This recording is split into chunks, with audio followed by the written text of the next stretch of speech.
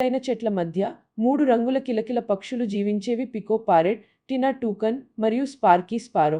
వీరు మిత్రులే కాదు, మనసులో మెదిలే గేయాల్లా కలిసిపోయినవారు. ఒకరోజు ఉదయం పికో ఇలా అన్నాడు, రేపు ఫ్రెండ్షిప్ డే, మనము సహజ వస్తువులతో ఒకరికి ఒకరు బహుమతులు ఇవ్వాలని నిర్ణయిద్దాం. టినా రెక్కలు ఊపుతూ అంగీకరించింది. సరే, నిద్ర లేచిన వెంటనే బనియన్ చెట్టు దగ్గర కలుద్దాం. ఆ మాత్రం చెప్తూనే ముగ్గురు వేర్వేరు దిశల్లో తమ బహుమతుల కోసం వెళ్లారు. పికో ఆకుపచ్చ రెక్కలతో మెరిసిపోతూ అడవి గుండా ఎగిరి ఒక చిమ్మ చిగురులా మెరుస్తున్న నీలి రాయిని తటాకం పక్కన కనుగొన్నాడు.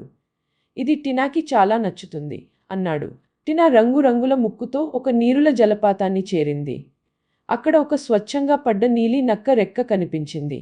స్పార్కీకి రెక్కలు అంటే ఇష్టం అని మురిసిపోయింది. స్పార్కీ ఆ ముగ్గురిలో చిన్నదైన స్పారో ఎండలో మెరిసే పువ్వుల పొలాల్లో ఎగిరి ఎగిరి ఒక పువ్వుల మకుటం కనుగొన్నాడు. పికోకి రంగులంటే ఇష్టం అంటూ తీసుకున్నాడు. మరుసటి ఉదయం వారు ముగ్గురు బనియన్ చెట్టు వద్ద కలిశారు. ఒక్కొక్కరు తమ బహుమతులు ఇచ్చారు. పికో టినాకు నీలి రాయి ఇచ్చాడు. టినా స్పార్కీకి నక్క రెక్క ఇచ్చింది. స్పార్కీ పికోకు పువ్వుల కిరీటాన్ని పెట్టాడు. అందరూ ఆనందంతో గీతాలు ఆలపిస్తూ గాల్లో నర్తించారు. మన మధ్య ఈ మిత్రత్వం ఎప్పటికీ ఉండాలి అన్నది టినా.